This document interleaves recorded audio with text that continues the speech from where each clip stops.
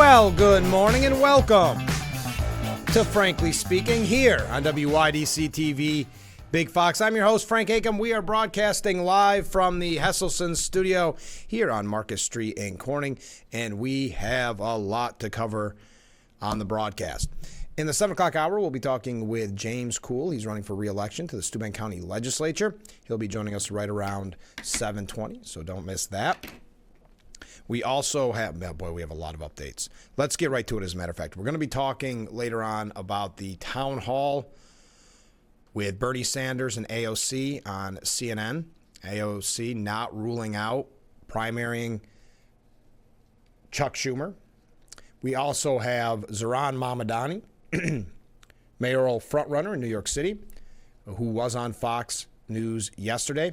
Now, tonight is the debate between Mamdani, Cuomo, and Sliwa. Now, what's interesting, if you think in your own mind of all that you've heard about the mayoral race in New York, Cuomo has become almost an afterthought. His new campaign tactics that we heard so much about, I don't believe have been that successful. All of the focus has been, for positive or negative, on Zohran Mamdani. So we'll talk about that. And, of course, updates on the peace plan. But let's get to some updates from yesterday's broadcast in the last couple of days, shall we?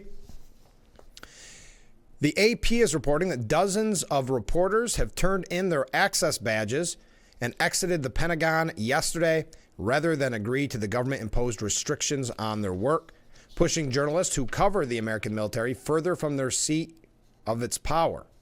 The nation's leadership called the new rules common sense to help regulate a very disruptive press. News outlets were nearly unanimous in rejecting new rules imposed by Secretary of War Pete Hegseth that would leave journalists vulnerable to expulsion if they sought to report on information classified or otherwise that had not been approved by Hegseth for release. Many of the reporters waited to leave together at a 4 p.m. deadline set by the Defense Department, so a kind of protest, if you've seen the pictures and the videos. A lot of showmanship. You have people with boxes carrying out their boxes.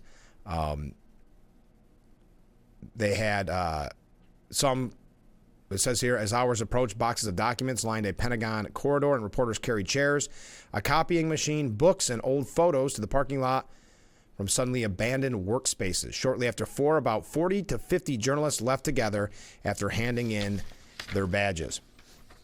Nancy Youssef, a reporter for The Atlantic, said, "It's sad, but I'm also really proud of the press corps that we stuck together." All right. Now, it's unclear what practical impact the new rules will have, though news organizations vowed they continued robust coverage of the military no matter the vantage point. So there you are. That's an update from a story that we had yesterday. Trump has instructed the Pentagon to ensure that troops are paid despite the government shutdown. And we have a few things on the government shutdown this morning. Not a lot.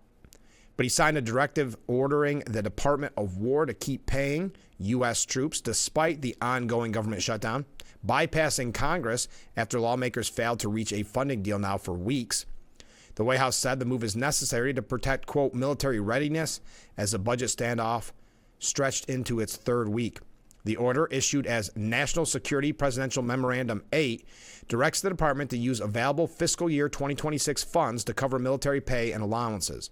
The memo states the current appropriations lapse presents a serious and unacceptable threat to military readiness and the ability of our armed forces to protect and defend our nation. Trump then cited his Article 2 powers as commander-in-chief in issuing the order, which covers active duty troops and reservists on service orders. The directive instructs officials to use only funds that are legally tied to military pay in coordination with the Office of Management and Budget. I wonder if there'll be lawsuits on this, too. Well, there seems to be a lawsuit, and we've got a couple of examples of that on every decision that Trump makes. So will we see that group, the Democrats who have constantly filed lawsuit after lawsuit, will they want to be seen questioning his authority to pay our troops? I think it's a fair question. More than 1 million service members were expected to miss paychecks starting this week if Congress didn't act. Trump's move marks a break from past administrations, which often waited for bipartisan deals instead of intervening directly. Representative Nick LaLota, from right here in New York, said Trump's mid-month action was welcome news to the military community. But now that same community is anxious about what happens at the end of the month, where mortgages and rents and car payments all become due. Democrats were wrong to try to use troop pay as leverage to accomplish their political goals, and it would be wrong. It would be just as wrong for a Republican to hope that the lack of pay would be a catalyst to get Democrats to acquiesce. Trump is protecting the troops when Congress won't. The Pentagon has not said which specific amounts will be used. Reports from Roll Call and Reuters indicate the administration has identified roughly $8 billion in unobligated defense funds as potential options. So that was a breaking story from yesterday. Also, we learned, and this is coming from anonymous sources, and it's being reported by the New York Times, so take it with a very big grain of salt, but that the Trump administration is authorizing covert CIA action in Venezuela. Not taking off the table, according to The Sun, not taking off the table an assassination on Maduro. The development comes as the U.S. military is drawing up options for President Trump to consider, including possible strikes inside the country. The Trump administration has secretly authorized the CIA to conduct covert action in Venezuela, stepping up a campaign against Nicolas Maduro, the country's authoritarian leader. The authorization is the latest step in the Trump administration's intensifying pressure campaign against Venezuela. For weeks, the U.S. military has been targeting boats off the Venezuelan coast, it says are transporting drugs, killing 27 people. American officials have been clear privately that the end goal is to drive Mr. Maduro from power.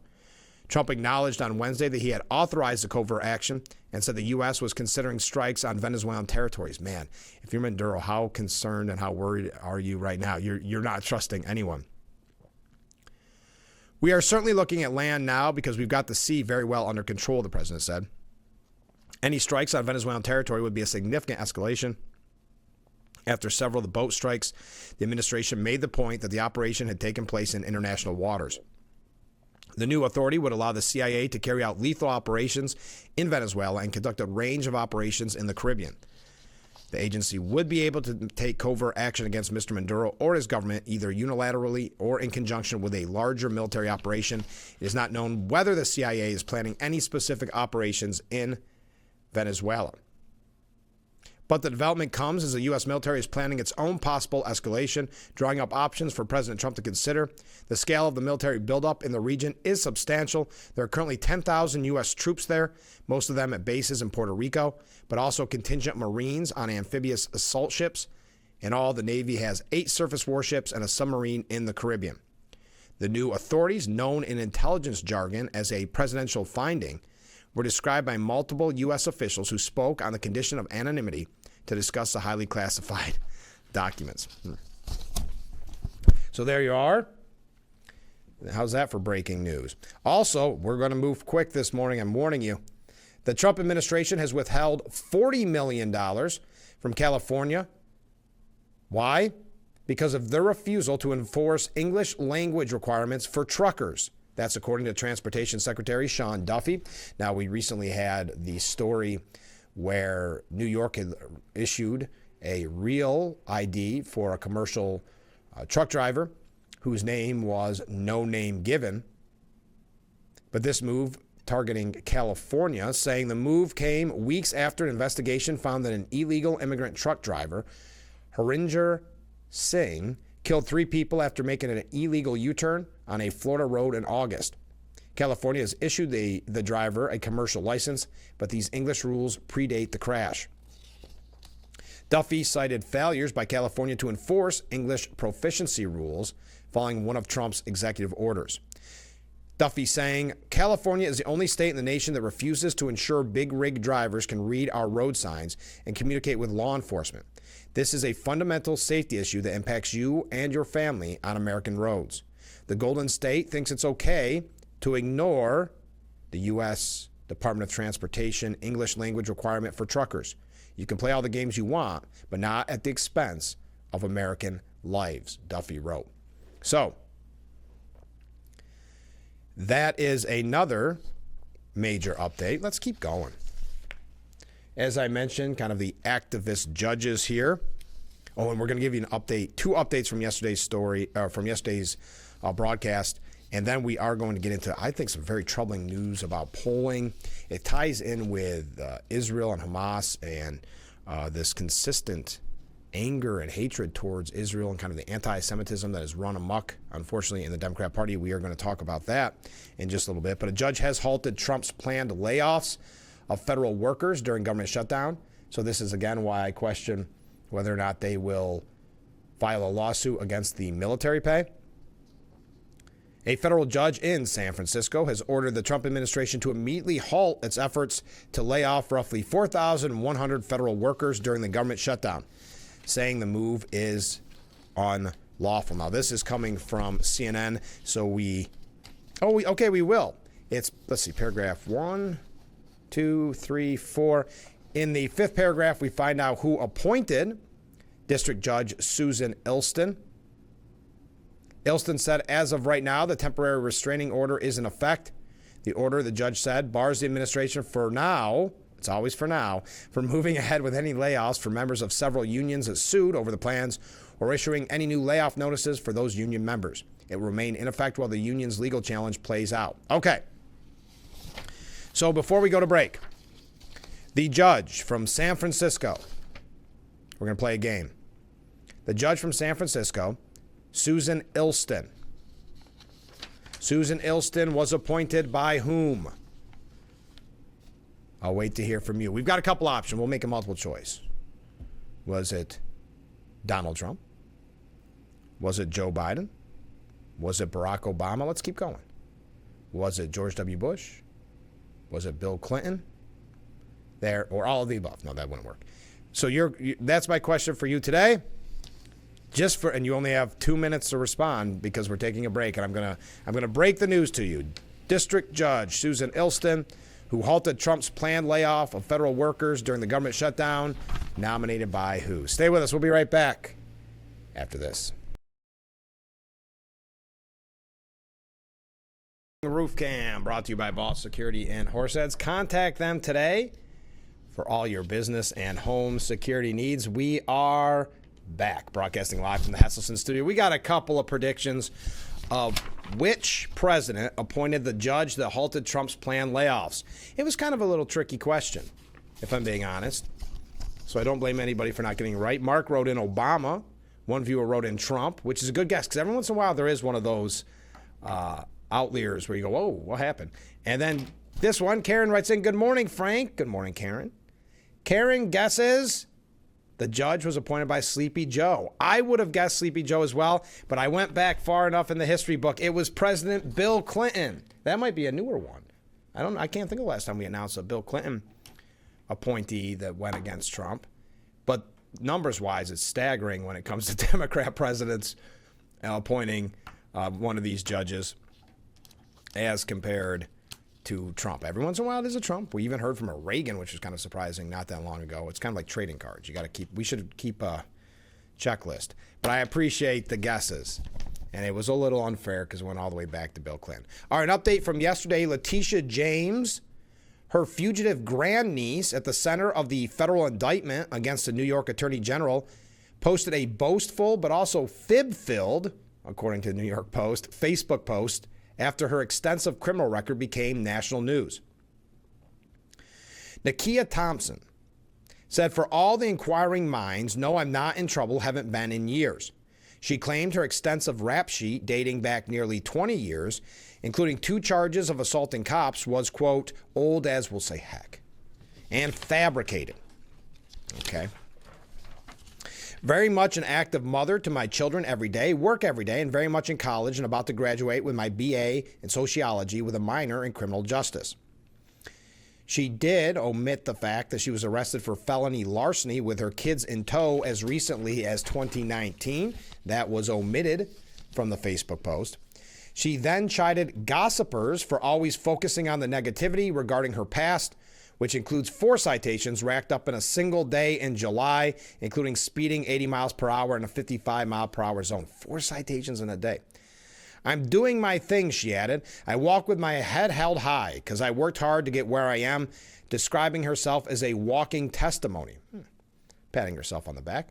Thompson has been living at one of James' Norfolk houses since 2020 and is a, quote, an absconder for willfully avoiding supervision by her probation officer in North Carolina. She was sentenced to probation for misdemeanor convictions for assault and battery and trespassing. Due to the level of the offenses, the district attorney has designated this case non-extraditable. She faces arrest if located in North Carolina and possible activation by the Corps of suspended sentences. The criminal case against James comes down to whether Thompson paid rent after moving into the property. In mortgage documents, James listed the house as a second home where she would be the primary resident. However, prosecutors say she had been collecting rent on the property. James denies the allegation. Thompson told the New York Times she did not pay rent while living in the house. Now, what's interesting, they're making a big deal about the new leaders of the resistance, and that is Zohran Mamdani teaming up with Letitia James because she's been campaigning with Mamdani. So that's just another quick update on how we doing on time. All right, another update. Oh, and we can talk. We didn't mention this yesterday, and it's only because I ran out of time. Hochul and others are using this young Republican group as a cudgel because they said horrific things in their group chat.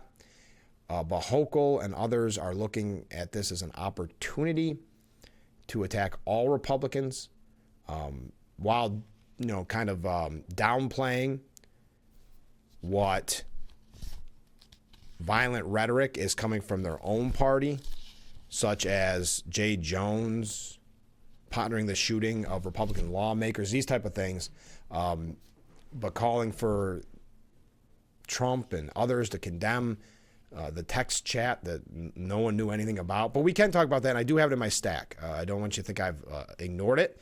If you have, and I personally did not know the Young Republicans were even still an organization. That's not to knock them, but I know they were at one time very active throughout the country. They seem to be not as relevant at this point, but of course the media is making them very, very relevant because of that text chain. So if you want to talk about that, feel free to weigh in.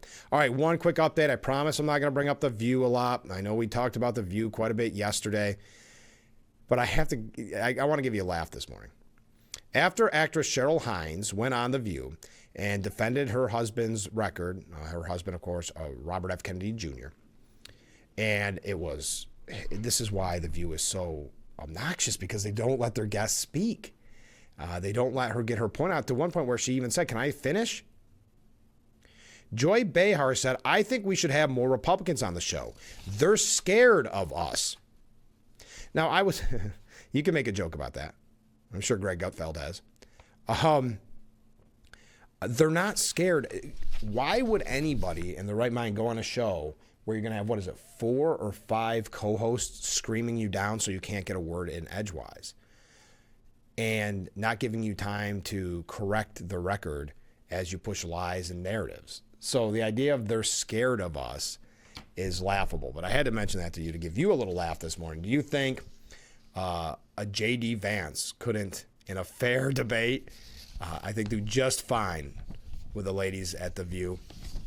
But of course, it's not a fair debate. It's not a fair conversation even on The View, as you saw with the shouting down of Cheryl Hines, who was in no way, shape, or form what you would call a conservative.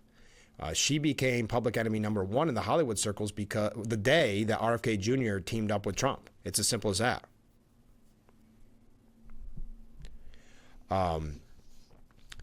Oh, yeah, let me see here. I'm sorry, I just saw a comment here, and I've got a couple comments on this. Someone mentioning that the show did not record, because some people record the show, not meaning frankly speaking. It isn't a problem. The show's listed as different. I think they switched it back in a good way to Big Fox News or Morning News, something like that. And I think you record. I'm not 100% correct on how that system works, but I think it's by title of the program. So I would just check your listings to see what it is listed as. So I apologize. I was not aware that was going to happen, or I would have made that announcement earlier in the week. All right. We have to mention when we come back some very troubling updates on political violence, far-left political violence, and it ties in with the anti-Semitism, ties in with the rhetoric, but it also ties in with the Democrat Party in general. So that's going to be kind of a a couple of sections there. Then we are going to talk about Israel and Hamas. A couple updates there. One big update coming out late last night. Boy, this is scary. Passengers at airports in Pennsylvania and British Columbia were stunned yesterday when loudspeakers suddenly blasted pro-Hamas messages and slurs against President Trump and Benjamin Netanyahu. Videos posted by travelers showed the unauthorized recordings echoing through terminals at Harrisburg International Airport in Pennsylvania and Kelowna International Airport in Canada. Oops, I forgot to give those waves up there. Screens at Kelowna are also flashed messages praising Hamas and calling for free Palestine, according to officials and witnesses. Cyber vandalism there, pretty scary when you're talking about airports. I do want to also mention, and we're going to talk about it more in depth, but Mamdani, in his interview with Fox News, would not call for Hamas to give up their arms, to give up their weapons, and he also stood by his statement that if Benjamin Netanyahu came to New York under his watch, he would have him arrested. Those are two major takeaways, but there are some other takeaways as well. Let's take a short break. Keep those waves, keep those comments coming in. Yeah, if we have an opportunity, I am going to talk about Supreme Court Justice Jackson. We have so much to cover this morning. So let me take a break because I don't want to run too late. But this next segment I think is very important with some breaking polls and just some breaking stories as well. So we'll be right back with Frankly Speaking after this. Speaking Roof Cam brought to you by Boss Security in Horseheads. Contact them today for all your business and home security needs. We are back broadcasting live and proudly from the Hesselson studio on Marcus Street in Corning. I know I mentioned that viewer's comment. If you had not seen that, Liberal Justice Jackson, Ketanji Brown Jackson, compared efforts to draw congressional districts along racial lines to the way disabled people were granted easier access to buildings after the Americans with Disability Act became law. Jackson said, as she questioned a lawyer, quote, "The idea in Section 2 of the Voting Rights Act is that we are responding to current-day manifestations of past and present decisions that disadvantage minorities and make it so that they don't have equal access to the voting system, right?"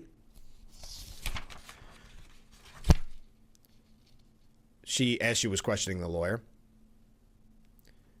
who represented Louisiana voters, who argued the court order creation of a second majority black district in the state violated the 14th Amendment by prioritizing racial composition in its boundaries. The justice said, this is a quote from the justice said of minority voters in the state, quote, "They're disabled." Jackson noted the majority opinion in a 2023 Supreme Court ruling, which found Alabama unlawfully diluted the voting power of black people in the state, quote, "used the word disabled to describe voters subject to procession that are not equally open, or a process that's not equally open." What Congress is saying is, if it is happening, what Section 2 gives us the tools to determine, you've got to fix it. So that's what the viewer was referencing. That was yesterday. All right, I have to mention this. Listen to this. A new poll has come out. It's a survey by Signal, but that's spelled with a C. They did a survey, and they found that 60% of young liberals say it is, quote, "acceptable to go beyond peaceful protest in response to immigration raids conducted by Immigration and Customs Enforcement, ICE." 42, that's 60%.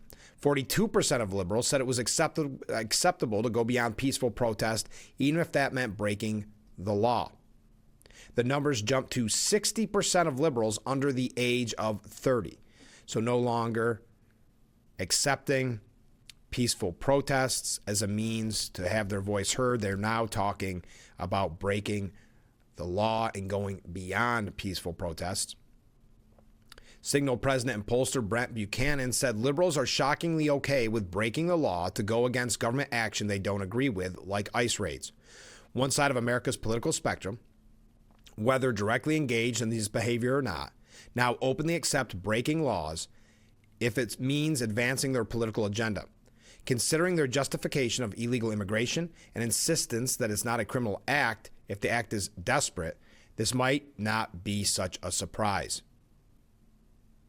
The young liberals' opposition to enforcement is ironic because they're the biggest economic losers as legal and illegal migrants force down wages, cut workplace investment, and spike housing costs, and push up older Americans' stock market values.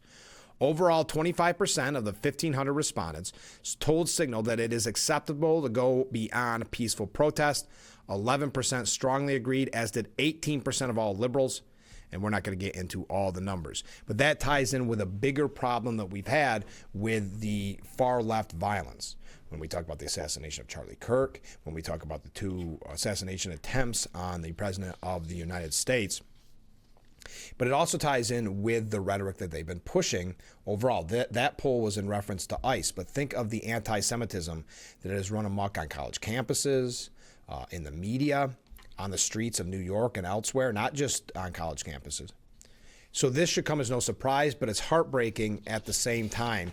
According to the Washington Post, U.S. Jews increasingly say they are hiding their identity in a country where they believe they continue to face significant anti-Semitism and where slightly fewer than 1 in 5 feel very safe. Now, I've got to say, I don't even like how that's necessarily worded by the Washington Post, where they believe they continue to face significant anti-Semitism, putting the onus on them, putting that, well, they think it's that way. My goodness, we've seen what's happening on college campuses.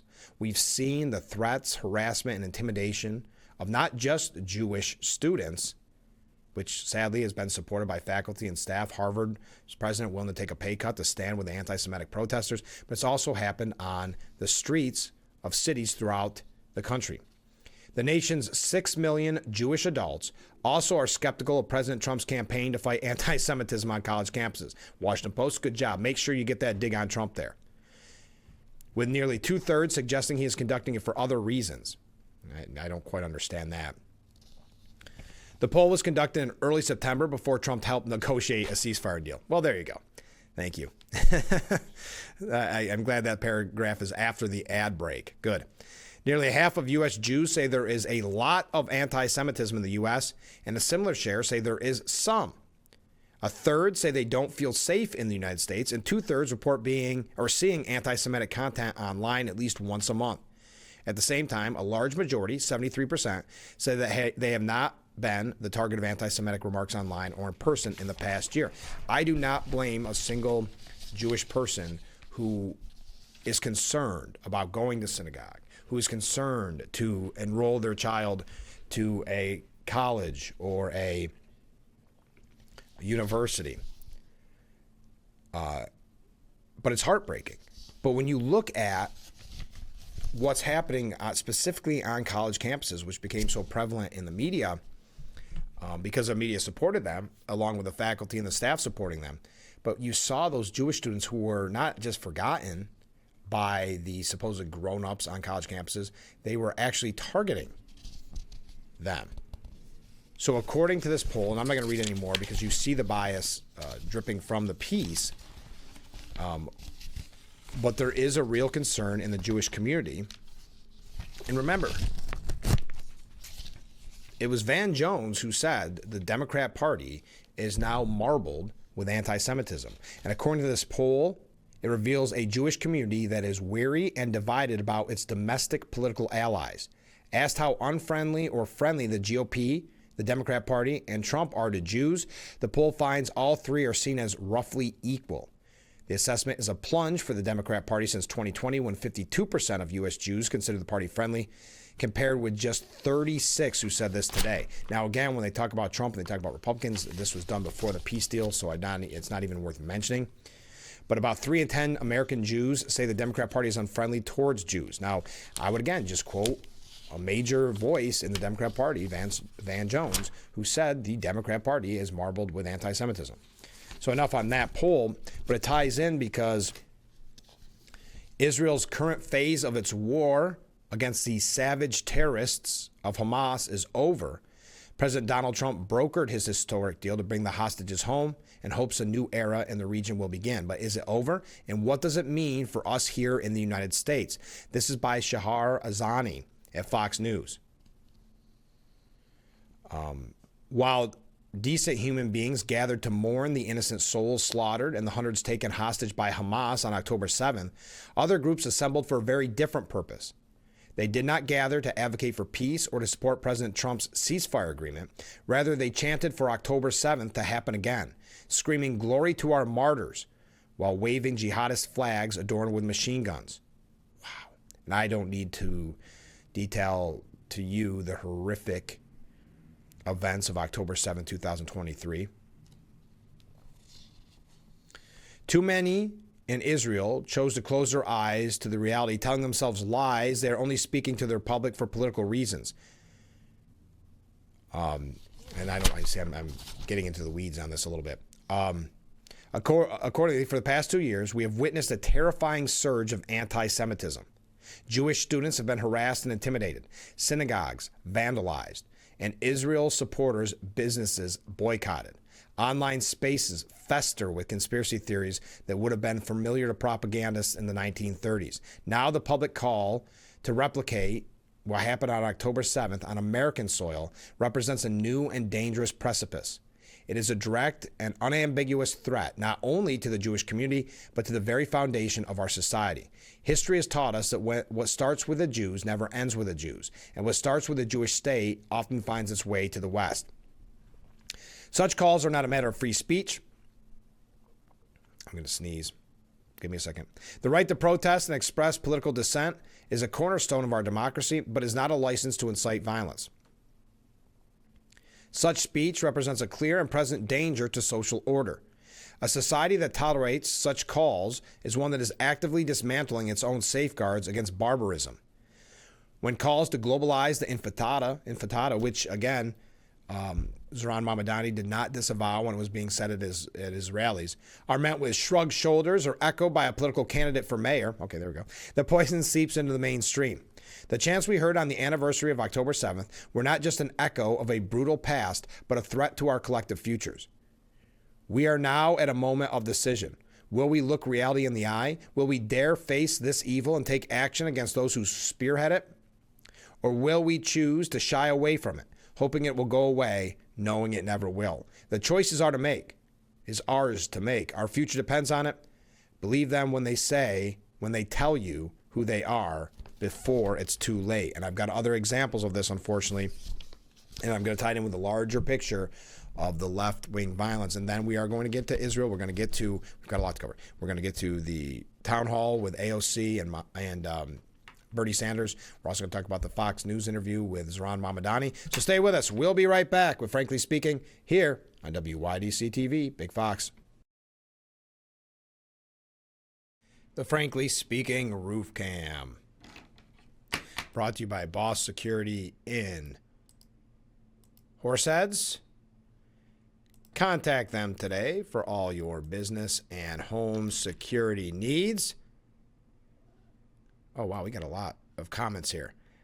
Sorry, I get distracted sometimes reading them. I will, if you don't mind, read those in the next segment because I didn't have a chance to read them all. I came in right before the break. So we'll get to your comments. Keep them coming in. We'll get to them in the next segment. I want to tie that in, that last piece I had.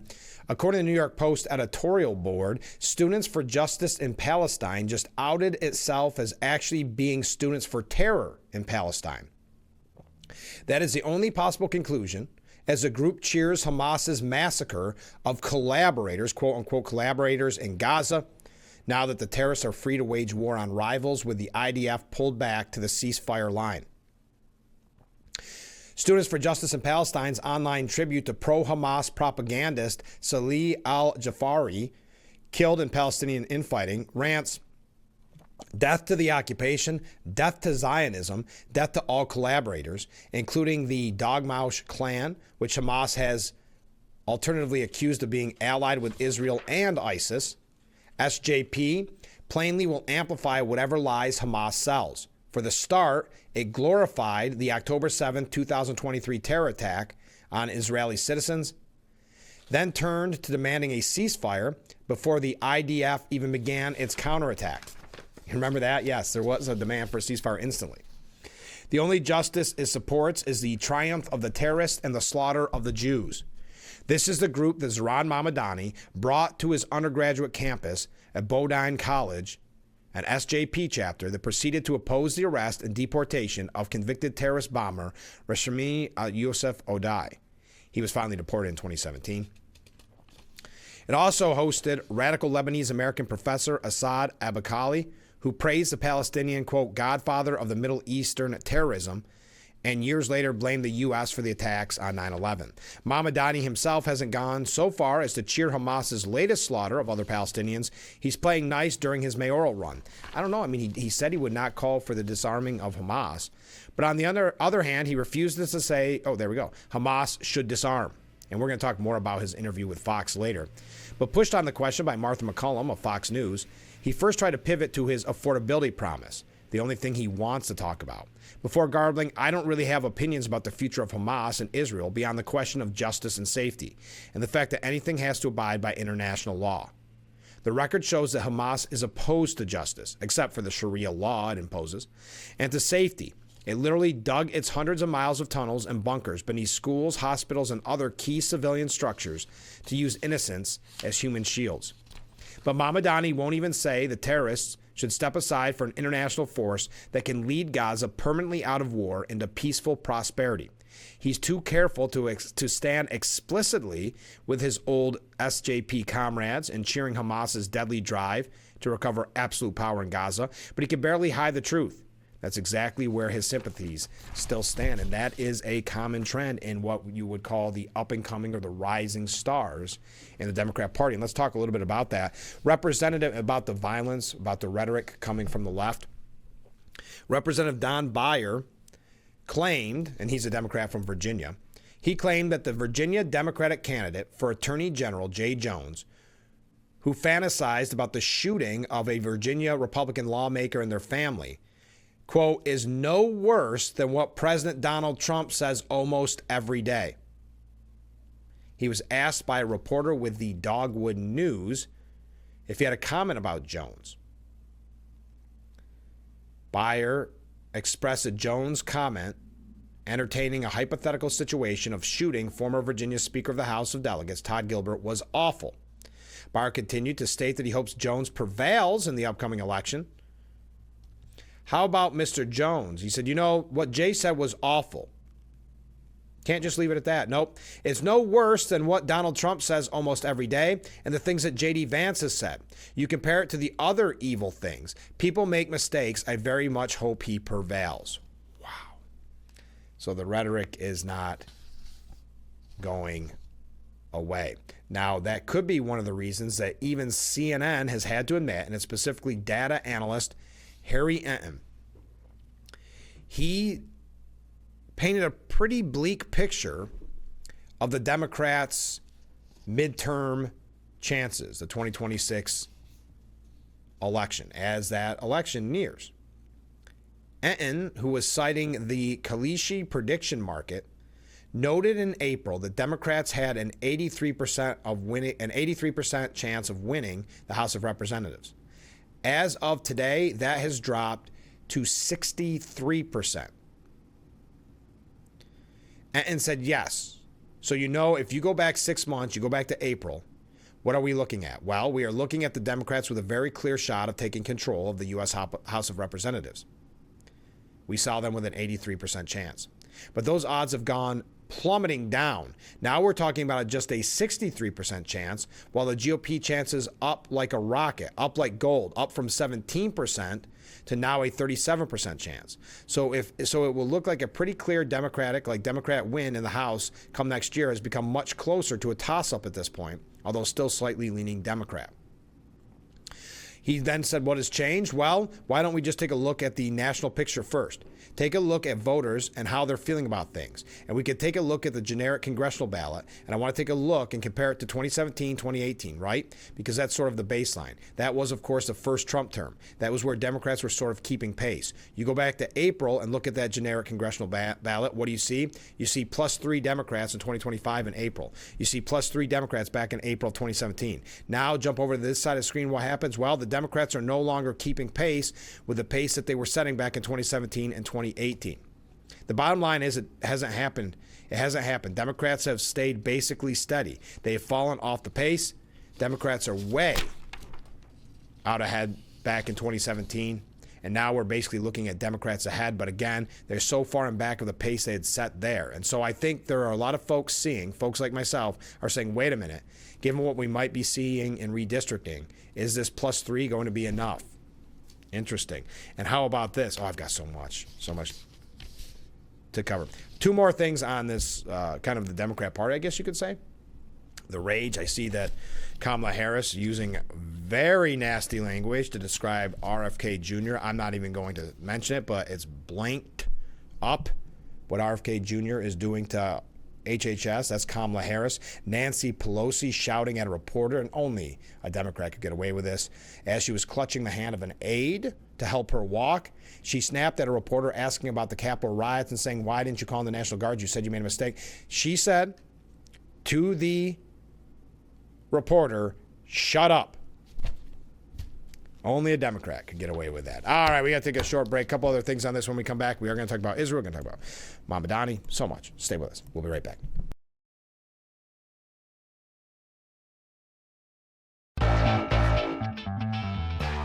The Frankly Speaking Roof Cam, brought to you by Boss Security in Horseheads. Contact them today for all your business and home security needs. We are back broadcasting live from the Hesselson studio. Let's go to some viewer comments. Mark says, I saw a clip where people who helped Israel were on their knees and their backs towards the Hamas firing squad and were shot. Who in the right mind would support Hamas? You're right, who would support Hamas? But that's what, unfortunately, we're seeing on the streets. We're seeing it in various rhetoric. But it was alleged. I mean, it's not even people that necessarily had any ties whatsoever with Israel. That was their excuse for the mass executions. Comment from a different viewer. Good morning, Frank. Well, good morning. In honor of the profound words of Barack Obama, quote, elections have consequences, end quote. Happy Donald Day.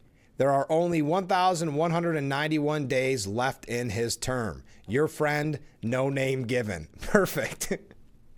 His Christian name, no name given. Thank you very much. That one, good one. All right, comment from some other viewers here. I like to watch lots of different news just for the spin. I do too. I'll be full disclosure. I do too. Christine Amanpour had the Nobel Prize winner on last night. I hadn't heard her speak before. She is fantastic and really pushed back on every wacky question about Trump and his policy on his Venezuela. Yeah, she has been remarkable in this. I know people mocked it. Well, Trump didn't get his Nobel Peace Prize, but this lady said it's dedicated to him. Ooh, I thought it was a great gesture. I thought it was a wonderful gesture by her. All right, coming from a different viewer. This was never about Palestinians. It is about Iran and Democrats sending pallets of cash and removal of sanctions. Oh, and beginning this, it got cut off. Hamas mass executions are the Democrats' fault, their policy, according to that viewer. Comment from a different viewer. Abigail Spanberger, Virginia's Democrat nominee for governor, told her supporters to, quote, let your rage fuel you.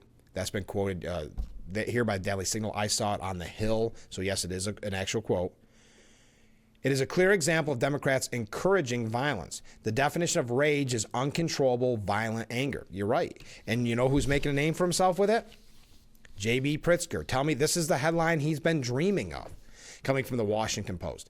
J.B. Pritzker finds his place at the ramparts of the Trump resistance. Pritzker saying, I would remind you that a happy warrior is still a warrior. You come for my people, you come through me. He's trying to play very tough. Now remember, J.B. Pritzker is an interesting case because a party that hates billionaires, will they ever nominate a billionaire heir? Got his money from his family. Will they ever support that? But he wants to be president. He wants to run for president. So he actually, you got to give him a little bit of credit. He got out early, even before Gavin Newsom, and started pushing the narrative that would lead to the resistance, meaning he started using very tough language, borderline violent, very tough rhetoric. What did I say?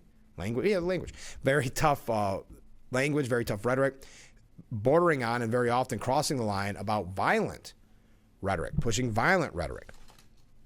It's time to fight everywhere and all at once, Pritzker declared in a speech. Never before in my life have I called for mass protests, for mobilization, for disruption, but I am now. These Republicans cannot know a moment of peace. That's an exact quote from J.B. Pritzker.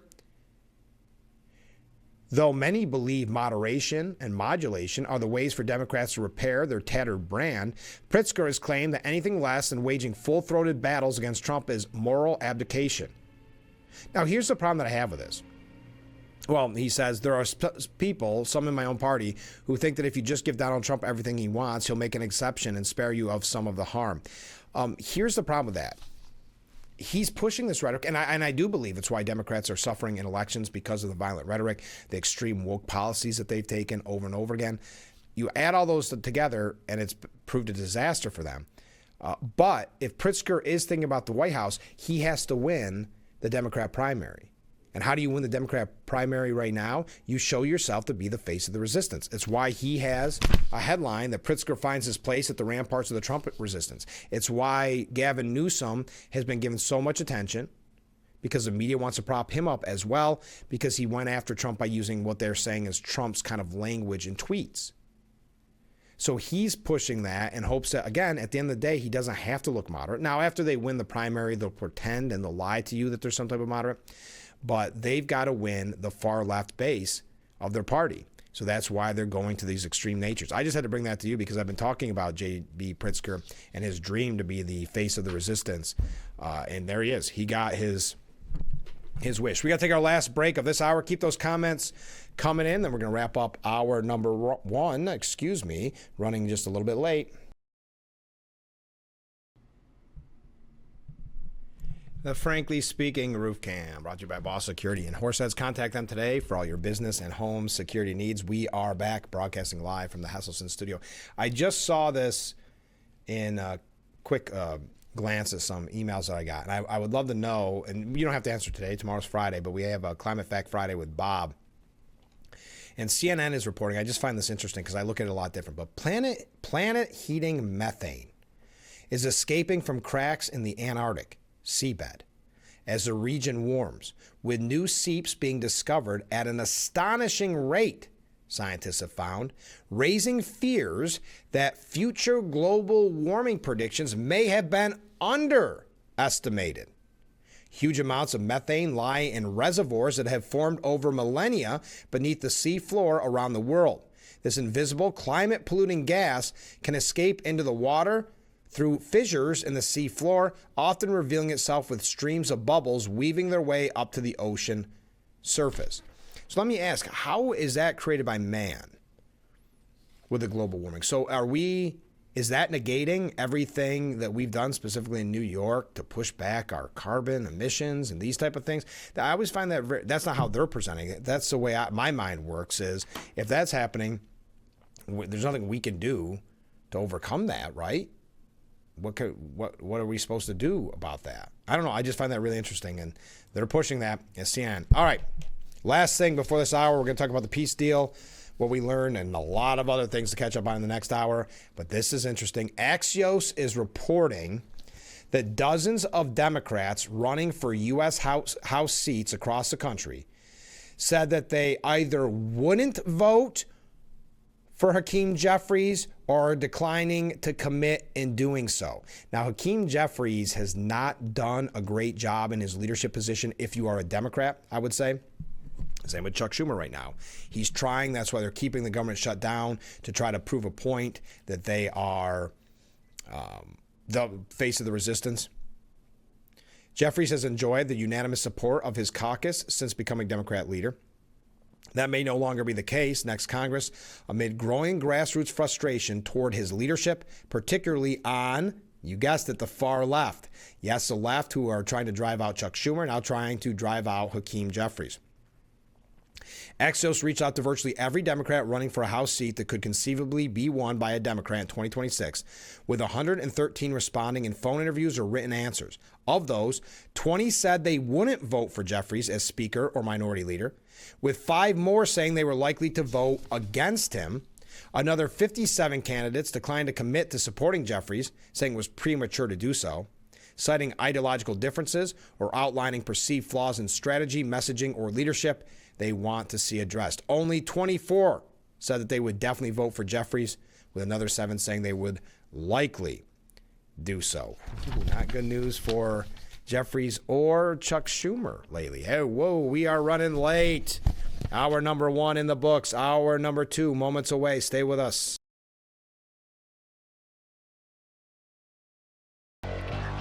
And welcome to hour number 2 of Frankly Speaking here on WYDC TV Big Fox. I'm your host, Frank Acom. We are broadcasting live from the Hesselson studio here on Market Street in Corning. We've got some viewer comments, and we're going to talk about the peace deal. A couple things on that. Zohran Mamdani. Now, the mayoral debate is tonight, so keep that in mind. One article says, hey, nerds, gather around if you want to watch the debate.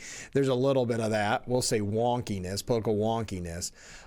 If you are going to watch, I'd love to hear your take on it tomorrow. I think it's, what time is it? I want to say it's a little bit late. So it's like, yeah, it's 7 o'clock. I'm not sure which outlets, depending on what provider that you have, where you can watch the debate, but we'll do a full recap tomorrow. Well, not full recap. We'll do an amazing recap tomorrow on that. All right, let's go to some viewer comments. I'm retired, says this viewer. Just got my IRA statement. Have made more money retired than when I was adding money. How could you not say Trump is doing something right? Exactly. That's the dirty little secret that no one on the left wants to bring up. Comment from a different viewer. Breaking news. Due to the recent discovery of excessive methane gas being released, New York farmers can't have more than 500 cows. Yes, exactly. We had those. It was 300, wasn't it? Was it 500? I can't remember. Numbers don't always stick great in my head. But where you had those Manhattan lawmakers pushing, Democrats, of course, in Albany, pushing for a limit on how many cows you could have as a farmer, all in the name of global warming. So I like your point there. With all that, again, what are we doing here? We're disrupting our life. Governor Hochul's making it so unaffordable to live here with the electric houses, you're full electric in the vehicles and the school buses, et cetera, so unaffordable to live here. And yet we learn from CNN that there are these fissures in the ocean that are just pumping out, wow, how did it say, global heating gases? Okay. So yes, I say we blame it on the New York farmers and make sure that we make their life more difficult. I like your point. Trump tells CNN yesterday the Israeli forces could resume fighting in Gaza, quote, as soon as I say the word, if Hamas won't uphold the ceasefire deal. He said in a brief telephone call, what's going on with Hamas? They'll be straightened out quickly. And he said that Israeli forces could return to the streets, quote, as soon as I say the word, signaling that they're not going, the Trump administration and Israel's not going to take this constant waffling on the peace deal. Now, veteran Democrat strategist James, the Raging Cajun Carville, a major critic, of course, of Donald Trump, argued that he did deserve credit for negotiating a peace deal to stop the war in Gaza. He said, stopping this, bringing these hostages back, I don't know, you can say, well, it may not last that long, but you know what? He did it. And I think he deserves some credit for it. They just do it and should do it. He deserves some credit for it. They just do it and should do it. Look at all the credit that Jimmy Carter got for Camp David, that George H.W. Bush got for the Berlin Wall to fall. Reagan should get the credit. They have a legitimate, kind of moment in the sun, and that's fine. And hopefully this thing will hold. We'll see. But I don't have any problem with saying that they did something which, as of now, other people failed to do. At least you got to give them credit. Because others giving the credit to Biden, wrongfully, of course, Blinken and Biden himself giving the credit to the Biden administration. One other thing, we don't have a lot on the peace deal, but Miranda Devine at the New York Post said it's early days, but there are signs that Trump derangement syndrome is on the way out. And the Middle East peace deal Donald Trump pulled off with sheer force of personality is part of the reason. In a whirlwind 36 hours, the president addressed the Israel Parliament. I was going to say Jerusalem, but yes, it is in Jerusalem, to hail a new dawn in the Middle East, and then flew to Sharm el-Sheikh to sign the Gaza peace deal, flanked by the leaders of Egypt, Turkey, and Qatar, who had helped force Hamas's hand. European leaders took a back seat and meekly kowtowed to Trump. On the sidelines in Egypt, Trump gave Weasley Emmanuel Macron a bone crusher handshake that lasted an excruciating 26 seconds as the French president tried not to wince. Trump also delivered one of the most humiliating political moments ever captured on video to UK Prime Minister Keir Starmer. Trump saying, "Where is the United Kingdom? Where's my friend? Come here." As the delighted prime minister bounced forward to join him at the podium, but Trump just shook his hand and said, "It's very nice that you're here," before turning his back and continuing his speech as Starmer slunk back to his seat in shame. It may have been an inadvertent snub, or it may have been one of the calibrated social maneuvers that Trump plays like a Stradivarius while acting oblivious. The ambiguity is part of the genius. After all, the UK and France delayed the peace deal with their symbolic grandstanding about a Palestinian state before the UN General Assembly last month. Both leaders deserve a gentle poke as they try to share the peacemaker's glory. At some point, Trump also applied his EQ to eyeballing the Hamas leaders face to face, telling them menacingly that they were dealing with a different kind of president from the last one, and they understood. Trump was in his element, exuding the alpha male energy that's been all but outlawed in the West.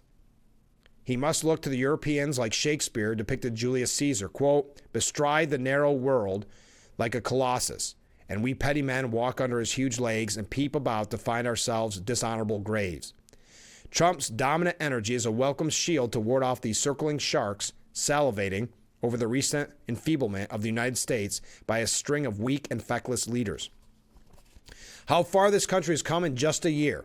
It used to be when we saw the EU confabbing with an American president, that was Joe Biden, chronically late, forgetting photo ops, getting lost, tripping over, wandering off and telling tall tales. How they must have laughed when he kept repeating the brag, "America is back, stronger than ever." Biden billed himself as a foreign policy expert, yet he made a mess of everything. By the time he left, two major wars had exploded. China was emboldened, and he had left the Taliban $7 billion in military equipment after the disastrous withdrawal from Afghanistan. In 8 months, Trump has upended the old world order in trade, in war, and peace, and in telling the Europeans to start paying for their own defense. This unique personality could only have come from New York, the greatest city in the greatest country on earth, the Rome of our time. Trump embodies the braggadocio, the impatience, the knowledge that you are at the center of everything in this messy, bustling, infuriating town, clashing and clanging with all the other hustlers elbowing their way through. He has the innate cool you find in real New Yorkers, a nonchalant that masks enthusiasm. His restrained signature dance says it all. He is a human embodiment of the American flag. This coming from Miranda Devine, if you're just joining us. The navy blue suit, the red tie, the white shirt, and the golden hair. He doesn't change, and he doesn't care what you think about that. The package is puzzling and off-putting to non-New Yorkers, which explains a little about Trump derangement syndrome. But as Trump chalks up win against the odds, and as more people become aware of the Hillary Obama origins of Russiagate and all the other attempts to sabotage his first term, bankrupt and jail him, character assassinate him, and then really kill him, irrational Trump hatred seems to be dissipating. Liberal media outlets around the world have been doling out grudging praise to the president for his Middle East peace efforts. Chris Cuomo and C-SPAN, to their own surprise, have been fielding calls from Democrats applauding Trump, not just for the Gaza deal, but for his tough stance on immigration and the fact, like this other viewer had just said, 401ks haven't collapsed like they feared. Gavin Newsom's social media barbs at Trump are falling flat to the point he is having to delete them. People like Rosie O'Donnell will always hate him. Barack Obama is miserable. On a lefty podcast this week, he sat slumped in a chair, arms and legs folded, in full defensive posture, musing about anger, sadness, and fear. He bemoaned the fact that Trump's reelection and dominance is a rejection of a lot of what Michelle and I had tried to project, the values, our thinking about America. You betcha. The country is slowly healing from Obama and Biden.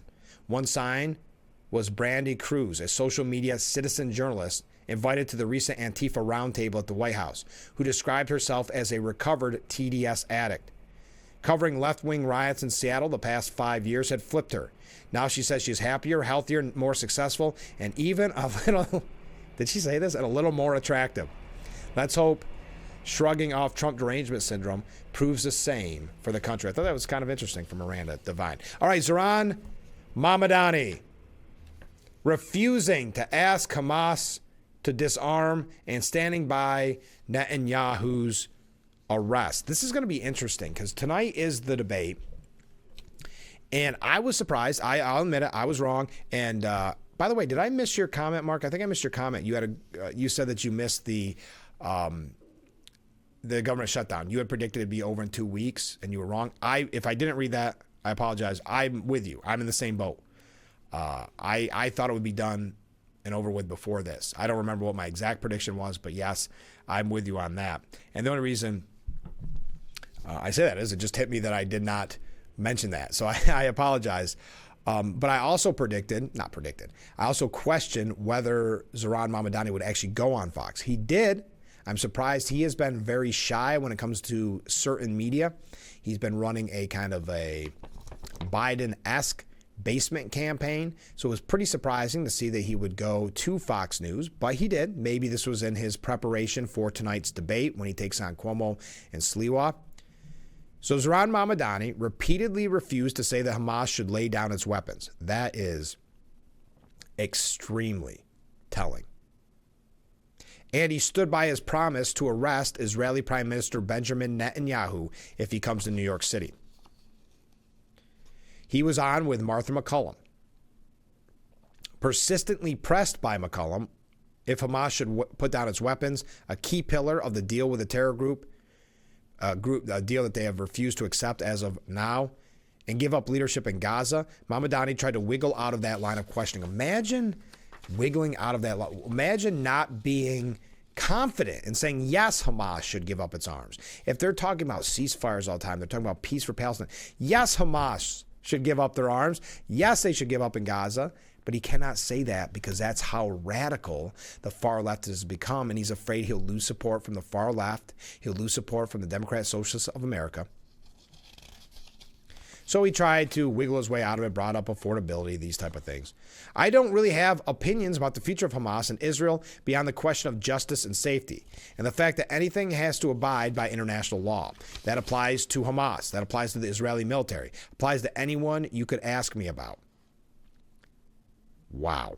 That evasive maneuver did not stand firm, that he did not stand firm on his vows if elected.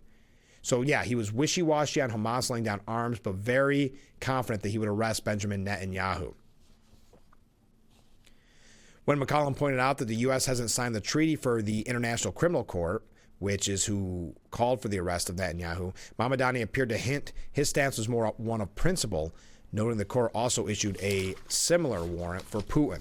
I believe that we should uphold arrest warrants by the International Criminal Court, and that we should do so only in abiding with all the laws in front of us. I can tell you that I'm going to exhaust every legal option in front of me, not to make new laws to do so. Mamdani argued that Hamas should absolutely return the bodies of dead Israeli-American hostages. I have no issue with critiquing Hamas or the Israeli government because my critiques all come from a place of universal human rights. Do you always notice how he always has to say, I have no problem arguing about Hamas and Israel? He always equates the two. Think of that. He equates the two together. And this man is most likely, if you believe the polls, he will most likely be the mayor of New York City. McCollum bluntly asked Mamdani if he'll give President Trump credit for the ceasefire deal. He said, quote, I think it's too early to do so, but it proves to be something that is lasting, something that is durable. I think that's where you go. Wow. So that is the front runner for mayor of New York City. All right, we got a couple other things on that. Running just a little bit late. We'll read your comments when we come back. Stay with us. This is Frankly Speaking here on WYDC TV, Big Fox. The Frankly Speaking Roof Cam, brought to you by Boss Security in Horseheads. Contact them today for all your business and home security needs. We are back, broadcasting live from the Hesselson studio. So many comments coming in. Thank you for that. I always appreciate it. Let's get right to them. Rick writes in, new car average price tops $50,000 for the first time. Tariffs on imported vehicles, parts, steel, aluminum? Nah, couldn't be. How could these things drive up a new car price? Hamas has already had enough peace as they seek to reassert control in Gaza. Believe me, I have no love for Hamas whatsoever. I think they are the sickest of the sick and they need to be 100% snuffed out. But there has to be a way to do this without slaughtering hundreds of thousands of innocent people and creating a humanitarian crisis. All those countries that were in Egypt for Trump Day need to form an international coalition under the same set of marching orders to go into Gaza and rout these animals out. Tough job because a lot of them walk around with the Palestinians. So who are the good guys and who are the bad guys? I hope this clears up the cloud on my stance on Gaza and all the atrocities that occur there.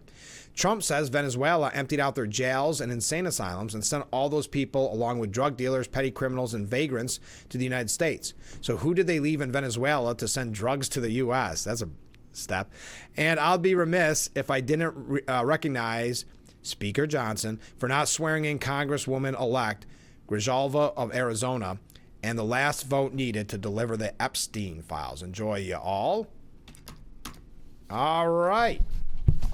Thanks for clearing that up with the Epstein files. Yeah, that's the big one. That's the winning ticket. I tell you. I think it's interesting. Full disclosure, I had a friend that was studying Epstein way before the documentaries and way before the videos and everything, and I had read the police reports and stuff like that. So it's quite an old story. I mean, I was already like something I had done a lot of research on.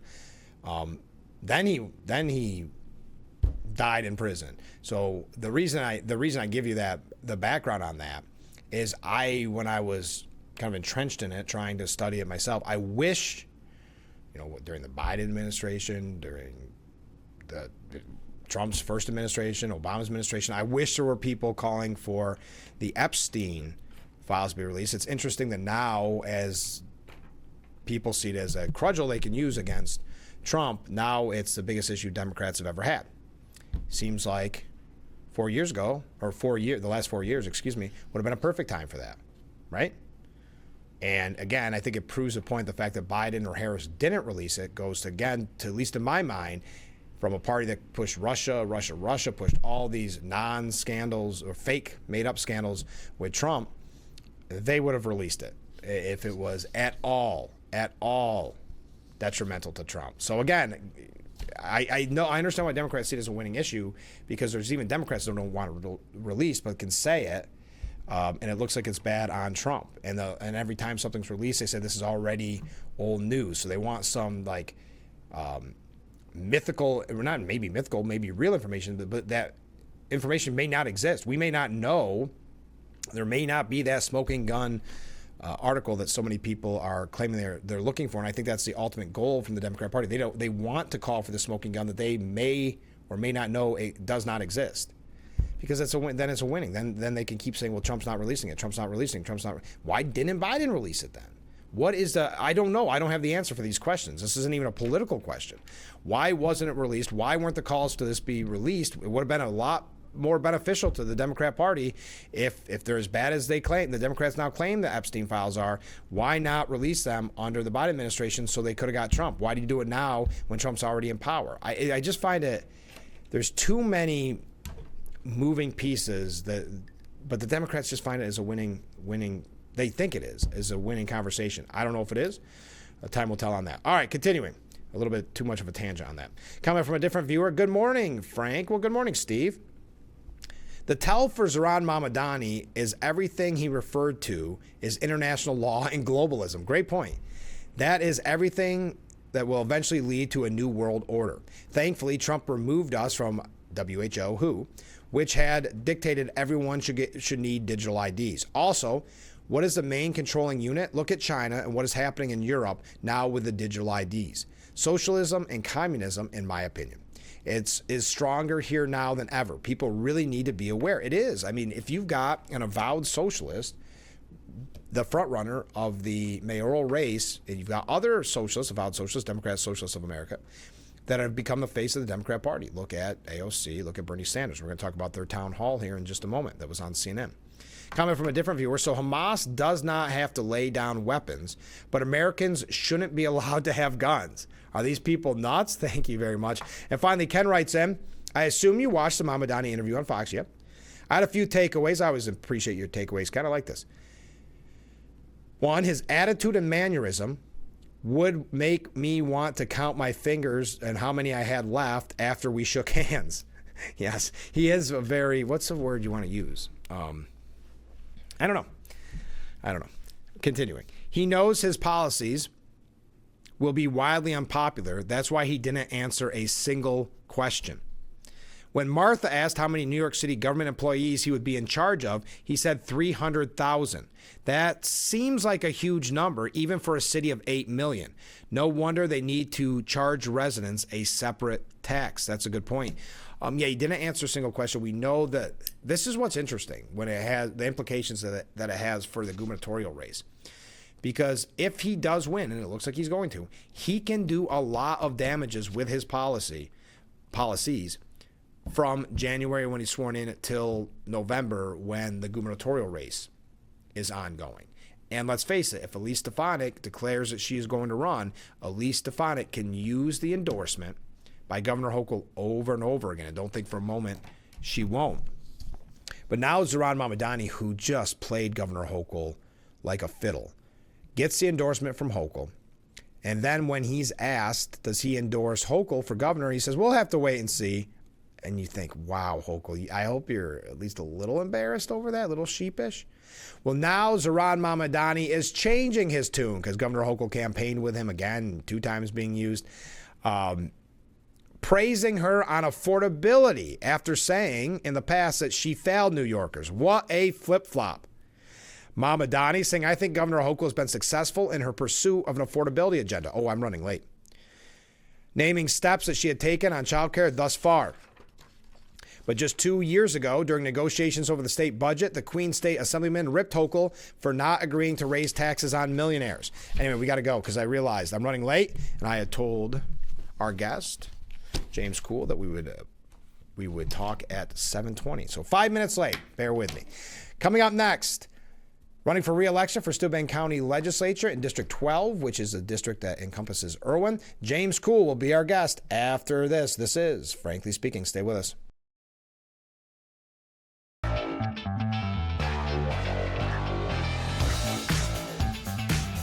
Welcome back to Frankly Speaking here on WYDC TV Big Fox. I'm your host, Frank Acom, and we are broadcasting from the Hesselson studio. And in that studio, James Kuhl. Thanks for being back on the show. Thank you for having me, Frank. Good morning. I have to do the disclaimer. Disclaimer, I am an Irwin resident. I'm on the Irwin Town Board with you, proudly on the board. So what I've done with you and your opponent is come up with essentially the same questions to keep it as fair as possible because you are running for re-election to legislature in the District 12, which is Irwin. Okay. Whew. Got that out of the way. All right. I know you've been on the program back during the primaries, but tell us a little bit about you and your background. Sure, absolutely. Thanks for having me on again, Frank. I'm a proud member of the Irwin community, and my wife and I moved here about 10 years ago now, and we're raising our 3 boys are here, and I have been lucky enough to serve on the town board for the past 4 years, as well as in the county legislature for the past 4 years, and it's been great. That's the thing. Yeah, I can only just say how honored and privileged I am to have had this chance to serve. And so originally, born and raised in Steuben County, and like I said, I've been here. I work for a business consulting company and technology company out of Horseheads. But yeah, this is I'm also a Little League coach and the Cub Master for Cub Scout Pack 79. Yeah, I was going to ask because last time you were on, you were saying the Little League team was doing pretty good this year. So how's it looking? We ended up winning the division, so it was exciting. And then we had a great season in All Stars as well. So it's been a lot of fun, and it's a wonderful organization. I hope a lot of people have had a chance to experience that. Now you're running for re-election, but originally, why did you decide to run in the first place? Going back 4 years. Going back 4 years. So I was raised to understand what a community means and how important it is.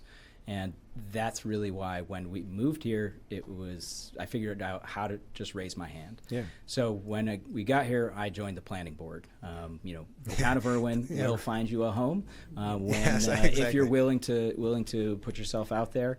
And so that was a great place for me to learn what's going on in the town, make some That's a connections. pulse. That's Yeah, a pulse of the exactly. town. I mean, Yeah. that's really where, it doesn't matter if you're a business, if you're a local resident, you want to do something on your land, you want to buy new land, you want to subdivide, stuff like that. So it does provide a really good entry into what's going on in the town. And then from there, the town board and the legislature seat opened up, and it was really kind of saying, how else can I help? And I thought I was in a position to really be effective from day one, knowing what was happening in Irwin, being able to represent them at the county. And so that's why I stepped forward. When you look at your past 4 years, I know there's always a learning curve, and that type of thing. Do you look back and say, okay, now I have new goals, we reached some of our goals. What has that 4 years look like? Well, things are going to evolve. My goals, I mean, it's really about trying to, why I'm running now is to build on some of the successes and the momentum that we've been able to accomplish over the past 4 years. And challenges remain, but also there are ways that we've started to address some of those and really try to get some wins for Irwin and for Painted Post and Steuben County as well. So it's about trying to understand what are the challenges that our residents and neighborhoods are facing. What can we do in the limited fashion that we are allowed to at the county or at the town to be able to help. What do you see the next 4 years? What do you see as the biggest issues you'll be facing? I think right off the bat, and I said it during the primaries, that, as I'm going around, it is affordability. We are just squeezed here in New York State, and it is trying to. The challenge remains of how do you make a dollar go as far as possible, and it's getting harder. And we just had a budget workshop yesterday at the county, and it is trying to make those dollars go as far as they can without having to raise taxes. So it's about cutting unnecessary spending. It's about reducing the waste. It's about trying to be as innovative around how to deliver the services that we need for the most efficient way possible. I don't envy you at the budget workshops and today's climate, because it's tough because the state has given us so many mandates. It's true. It's true. And people don't accept that as a reason. And those costs go up, right? I mean, and so when we're talking about affordability, it's really trying to say, how do you keep people here without saying that there are better places to go? So in my mind, the goal is always try to make Irwin and Painted Post just the great place to live, raise a family, and try to thrive. And in order to do that, we have to be as cost conscious as possible. And so trying to keep taxes low and cutting that unnecessary spending is really going to be one of the challenges. I'd say one of the next ones, and if you don't mind, no, please do. No. is what I'm hearing is also transportation. Yes, we are challenged in Steuben County, in this area, around transportation. It affects businesses, it affects residents, it affects how you can get to grocery shop, how you can get to work, and that is going to be one of our priorities going forward. Is how do you solve that problem, and how do you just work towards it? And I think we're starting to take the right steps to focus on it. And Steuben's so large and so huge. rural. Yeah, exactly. But if I was living here in Irwin or Corning, how do I get to Hornell? Yeah. Right, if I didn't have a car. So it's one of those things of how do we start to try to connect and the whole county together so that when you are a business or if you are a resident, how do you start to take advantage of some of the natural resources and the assets that we have here, which are amazing, to be able to say, maybe if I didn't have a car, I can still be part of this community. Right. And now in the news at night, we talking about Irwin, proactive in a way with the issue of flooding, because we just recently cleaned up, and I'm very proud of that. Absolutely. Because I think we have taken, as a county, a little bit, and I don't want to put blame, I shouldn't put it that way, but flooding is constantly a news story every year in the county. Now, I know Irwin, we've been very lucky, we've been proactive, but this is something you have to be concerned at the legislative level. No doubt. Yeah. We have a levee system in the county. Yeah, I mean, you see it when you drive on our highways, and that's where we actually have levees. There are so many streams and creeks and rivers throughout that are not protected that way. Right. So we do need to focus and build up that flood resiliency, and the county has started to take steps. It is a priority to invest in trying to build that those protections in place, because it just isn't right for someone to live in a place where if there is a couple bad storms, you may be waking up in water, and that's not any way to live. And so the county certainly is starting to look at, and has been, I mean, but with partnerships and making investments into soil and water, and trying to get DEC, and working with FEMA, and working with the Army Corps of Engineers, right? So federal, state partners, as well as what we can do here at the county to really try to focus on how do we help. And then obviously in Irwin, it hasn't been as large, but we are also impacted by weather, and we're seeing windstorms, we're seeing tons of debris. Yeah. We've got a very wooded, wooded town, and so it's impacting us as well. Maybe not with the water, but with the extremes aspects. And so we do need to take, and the county has also started proactively cutting dead trees throughout county roads. I mean, I think they've taken thousands and thousands of trees. So it's a hats off to the county public works doing that and getting ahead of it. And next question, in the news, obviously we brought this up in the past, but it is the biggest news story in Steuben County. With the sheriff, your thoughts on this moving forward? Obviously the appeal, but there's no new information. So just your thoughts. Yeah, as far as I follow the news as much as you do, and my position on that goes back to that affordability.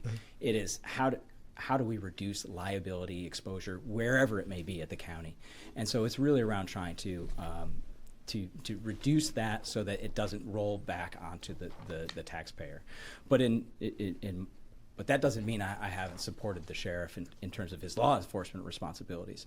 I've voted to increase pay for the sheriff deputies by over 30%, reduce the numbers of years of service for them to be able to retire, voted to increase the sheriff's salary as well. And in Irwin especially, we've added 2 more, and I voted to support 2 more deputies on the road patrol, because in Irwin, obviously, we don't have a local police force. So we rely on the sheriff's department and the state troopers to be able to respond to any criminal activity in our area. So it's very much, I think, it's going to go forward. It is what it is now, but at this point, I want to say that it is it's an issue that, unfortunately, I don't think I can take any more action on at this point. So last time we talked, it was the summer. Now we had primaries. How's the campaign been going? Because now you're in general election mode. I mean, time has flown by. I know. Here we are in October. We're 3 weeks from Election Day. And so the campaign, I'm hearing a lot of support. Good. And I appreciate all the support I've been getting. It's really about trying to continue to go out, meet with residents so that we can understand what is on your plate, what is your priority, so that I can take that back to the county, so I can take that to the town. Because going back to why I ran, I felt that I could be effective because I understood what was important to the town and to our residents. So that's really around trying to understand, how do I continue to be effective, working for the populations that we have are in need, supporting our veterans, supporting our law enforcement, also trying to support our youth. There's a number of places, but it's really around trying to understand and be that voice that we need at the county level. What have you found as you're knocking on doors, you're talking to the constituents? What has been the biggest concerns from voters, or is it kind of a hodgepodge? I would say, when I knock on a door, it's really around, I do hear, as it comes back to taxes and affordability, and costs are going up. There's so much that we can do at the county level. I'm working right now on trying to introduce a new property tax exemption for first-time homeowners. We've been able to increase the eligibility for property tax exemptions for veterans, for those with disabilities, for seniors, for first responders. Right? There are ways that we can try to help reduce the burden, and that's important to me. So what's your campaign look like from here on out? Like you said, 3 weeks, which is impossible. You pretty much keep doing the same thing at this point. It really is just try to stay out, knocking on doors. I'm going to try to have a couple of events just to open Last minute kind yeah, of, exactly. Last minute, just to say. But I know people are busy. Oh. Right? I mean, in scouts and with youth sports, And this time it's of really year, trying to schedule yeah. things, and you just hear there are no available days. Right. So it's just trying to take the time that I have and meet as many people as possible, and just let them know that I'm here to listen. I'm here. It's very important to me to actually be a representative of those in this town. Here's a question this sprung up with your opponent, and I don't know why, but I should really ask everybody this because I think it's an issue overall with the general election. How do you get the people out to vote? I mean, that's got to be one of your biggest challenges, right? I think you just have to remind them of the privilege that Right. they get, and it's hard to say we don't have a voice when you do have at least one day a year that you can go and say, this is somebody that I think will do a good job for me. And that's really around reminding people, is just saying, here is when it is. Right, Because right. sometimes it gets lost, and we're trying to, and the fact that it's a Tuesday, November 4th. And early voting starts soon. They can Early do that voting too. starts on October 25th, Yeah. right? So Yep. that's, and so you'll have about 2 weeks to, week and And a you half. can go right over to the library. Yep, the which is very library nice. there. Yep. No the longer just bath, go to the. and so it's really trying to say, if something is important to you, talk to a candidate, talk to me, and that way we can see if we can work together on trying to solve any issue. How would you, or what would you tell people that want to find out more about you, maybe do want to help, do want to get a yard sign, something like that? What should they do? Well, they can go to my website. That's at the one bottom of the place, screen, yep. JamesKuhlForIrwin.com. I also have a Facebook page, James Kuhl for Irwin, if you search through there. Also, my cell phone and my email are available both on those and also through the county website. So if you do have something you would like to speak about, no matter what, please reach out. It's very important to me that I'm able to understand what's important to you so that I can go and speak on your behalf. That's how I found to be the most effective voice, is to understand what is happening here at the town level. All right, before people go to early voting or they wait till November 4th to vote, what do you say to those voters? I say thank you for the privilege to serve you for the last 4 years, and I would like to do 4 more because I think there's still more work to build on. We've been able to do some good stuff here at getting some youth sports money and some infrastructure improvements over at the fields in Kinsella Park. We've been trying to engage veterans about the benefits that are available to them. Just recently held a small business roundtable here in Irwin to talk to business owners about what's important to them, what are the challenges they're facing. So if you need an effective voice in Bath on behalf of the town of Irwin, that's me. Great. Well, James, thanks so much for being on the program. Let's do this again before Election Day. How's that? That would be great. Thanks, All Frank. right, stay with us. We'll be right back with Frankly Speaking. Our beautiful view of historic Marcus Street, brought to you by Boss Security and Horseheads. Contact them today for all your business and home security needs. We are back, broadcasting live from the Hesselson studio. Yes, we're running just a little bit late. Thank you to James Kuhl for being on the program this morning. Let's go to viewer comments before we take another break. Rick writes in, Frank, I totally agree with you on the Epstein files. Uh-oh. Just teasing. Should have happened a long time ago. Like most, I'm not sure why. Political pressure? Don't know. My interest in this has to do with Trump's friendship with Epstein, along with others, and how those files speak to those friendships. Thank you, Rick. Comment from a different viewer. I was totally consumed with the Epstein files until I heard that methane was leaking through cracks, which will accelerate global warming. Now, let me try that again. Now, all I want to do is buy a kayak before they're all gone. That's a good idea. Build the ark. Comment from a different viewer. These radicals are nothing but double talk. And the thoughts of Mamadani sickens me even more than Cuomo ever did. And that is saying something. I think this will impact upstate more than anyone realizes. Look at what Jokel, they call him Hochul. We'll assume that was a typo. Jokel. What Hochul has done, and just like I thought, it couldn't get any worse than Cuomo. We may think that she was wonderful when we see the likes of Mamadani. Well, yes, Mamadani will be condensed to New York City, but that does affect us in upstate more than I think we realize. So I would agree with you, especially, those costs are coming from somewhere. his outlandish plans. Well, we learned that tonight, we know that tonight is the debate between Mamdani, Cuomo, and Sliwa. Cuomo, I've got to say, is good at, when it comes to debate, he's not wonderful at debates, but what he's good at is peppering his opponents with questions, and somehow, and this may be different tonight, but keeping the spotlight off of him. When he was governor, he would demand that the only way he was doing a debate is if every single candidate was in. And then they would ask these, you can't even say third-party candidates. They're so fringe, and they would get all this time and eat up all the time that Cuomo wouldn't have to answer questions. So we'll see how that plays out tonight. I did not realize that there is going to be a second and final debate on October 22nd as well. So if you watch tonight, they're saying that Mamdani needs a mistake-free debate. I think he made he made mistakes in his Fox News interview, but not for his leftist base. He was fine. But for more moderate individuals in New York, he may have tipped his hat a little bit too much with not calling for Hamas to lay down their arms and saying that he'd arrest Benjamin Netanyahu. But according to the quote-unquote experts, Zohran Mamdani has a lead to protect.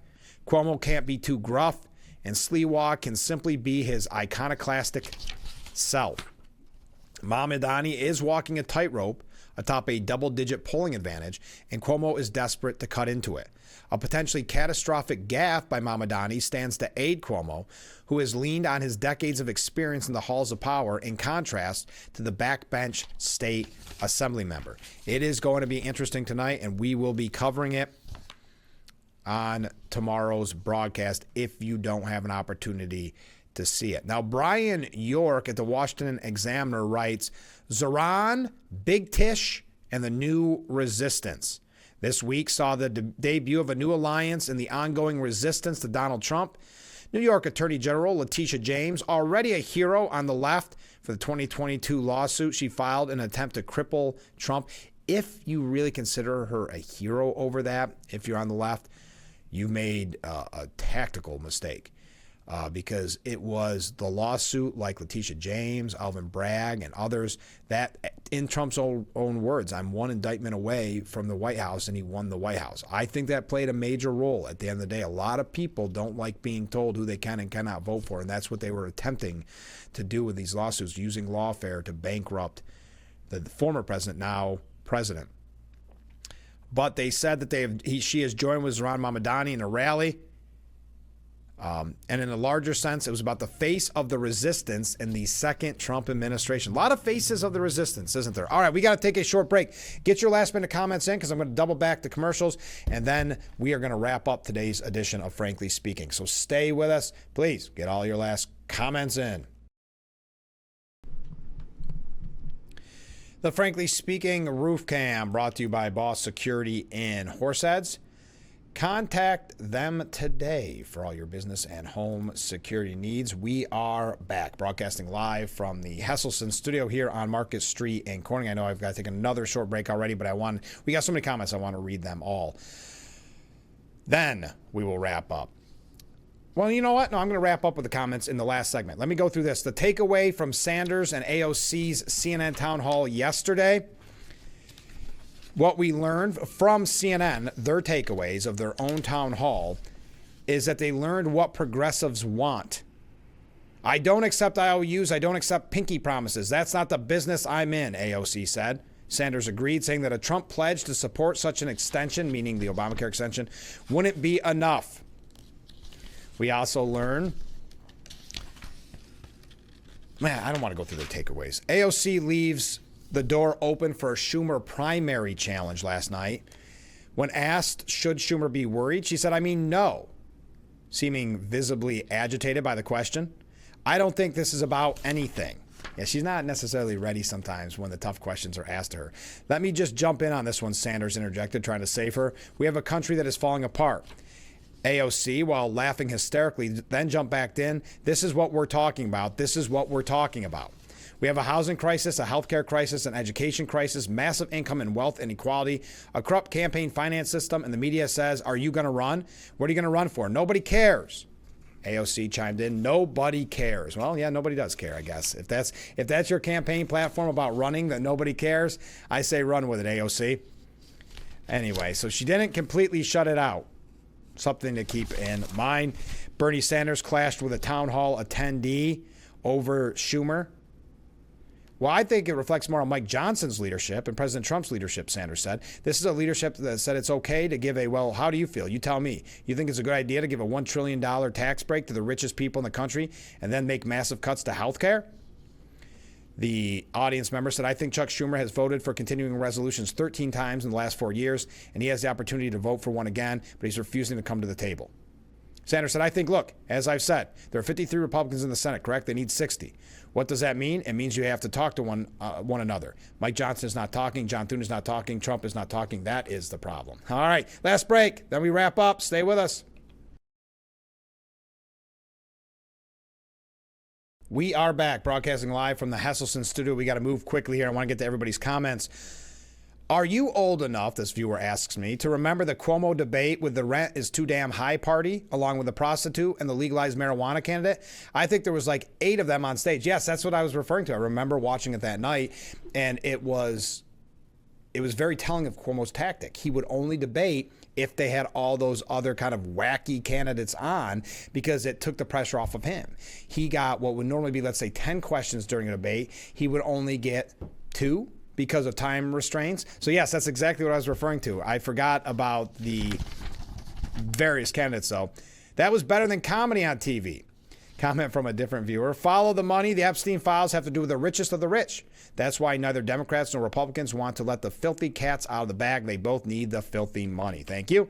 Ken, I will get that information for you. I don't know where we can watch the debate tonight, but I'm hoping we can all do so. Comment from a different viewer. The liberals always overplay their hands. That's their problem. Not that they have much to begin with. Thank you. And Jack says, to heck with getting rid of the cows. The bigger contribution of methane is from lawmakers. How about getting rid of them instead? Putting a limit on how many lawmakers we have. I like it, Jack. And finally, this viewer writes in, and this is a message for Ken. Frank, will you please thank Ken in advance for me for watching the debate tonight? I just can't handle it without a need to eventually check into the Betty Ford Clinic. Thank you. Have a great day. A comment from a different viewer. Exactly what I was talking about. You reminded me of that debate with your comment. Oh, thank you. Yeah, that was a heck of a debate back then with Cuomo and all the rogue candidates. But it was tactically, it was a brilliant move from Cuomo, saying, I'll only debate if every other wackadoo. And who stole the show? Is the rent is too damn high guy. Stole the show from day one. One last thing, because we were talking about the government shutdown, and I wanted to mention what John Fetterman had to say about extending the Obamacare and all that. He said, I follow country, then party, and it's the wrong thing for the country, meaning the shutdown.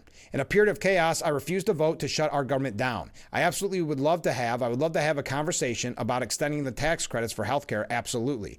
But I would remind everybody, too, this was designed by the Democrat Party to expire at the end of the year. This is not something taken from anybody by the Republicans. They were designed to expire. Now, let's have a conversation to extend it and not shut our government down. Great point by John Fetterman. It was designed by the Democrats. It's not the Republicans doing it. We are out of time. Thank you to James Kuhl for being our guest. Join us tomorrow and every weekday morning at 6 for Frankly Speaking, only on WYDC TV, Big Fox.